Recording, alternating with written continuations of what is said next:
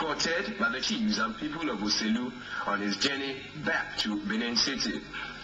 On the way, he stopped by the historical palm tree, Udi Amamie Son Aimiwa, which literally means work before pleasure, which he climbed symbolically.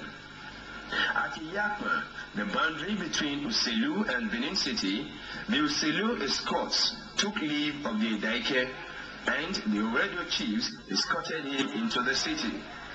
He proceeded straight to the Ekohai bachelors' camp, where he remained for 3 days. The next coronation station was the Usama, the site of the first palace built by Prince Oramiya. He was in Usama Palace for 7 days, performing all the rituals and ceremonies associated with Obaship. Before the 7 days elapsed, he made a trip to Usi, a village near Benin City, to perform the ritual for choosing the name or title he will answer as the Oba of Benin. Having picked a name, he returned to Usama, where in the early hours of the 23rd of March 1979, the crowning ceremony was performed by the Ulia, leader of the Uzama chiefs, who also proclaimed him the Oba of Benin with the title Ediawa. Later on that day, the new Oba was ready to be presented to the people. This event took place at Rockwater, the traditional center for meetings and useful deliberations. Amidst drumming and singing and the shouts of Iyari by the citizens of Benin Kingdom, the Oba left Usama Palace via Isekere, where he performed the ceremonial crossing of the bridge, a reminder of the day Oba Ewedo, on a similar journey, erected a bridge to enable him pass through Isekere territory without stepping on the ground 800 years ago. After crossing the bridge, the Oba and his entourage, like Oba Ewedo, encountered Ogiamie and his followers in a mock battle. With the collapse of the resistance of Ogiamie forces, the Oba and his entourage proceeded to Rockwater, where the Olia formally presented him to the people, and the new name was announced.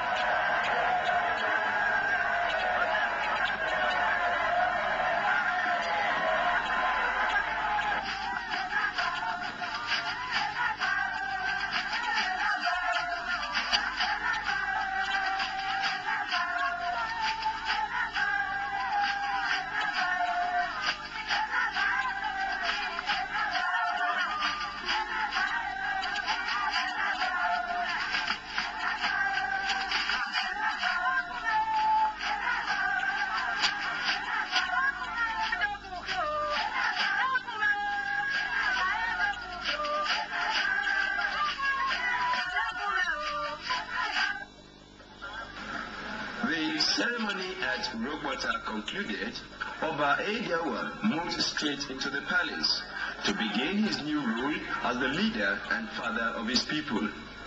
However, he still had Ogiamie's challenge to meet.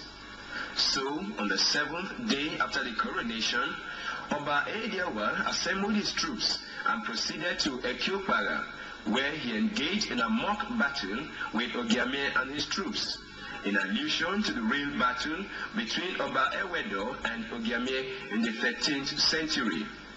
Ogiamie was defeated, and he signed the Ekiopara Treaty, by which he surrendered his claim to the ownership of the land to the Oba.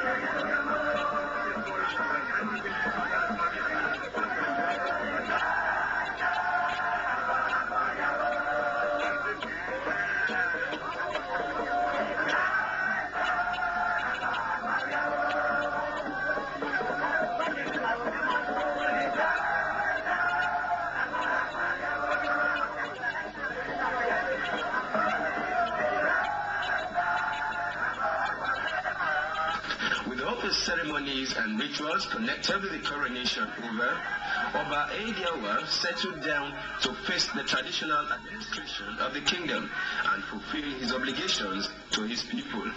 Unlike his ancestors before him, Oba Ediawa has continued to perform the various festivals associated with Obashi and the very essence of Benin Kingdom. The various festivals performed at different times of the year are reflections of the different aspects of the historical development of Benin Kingdom.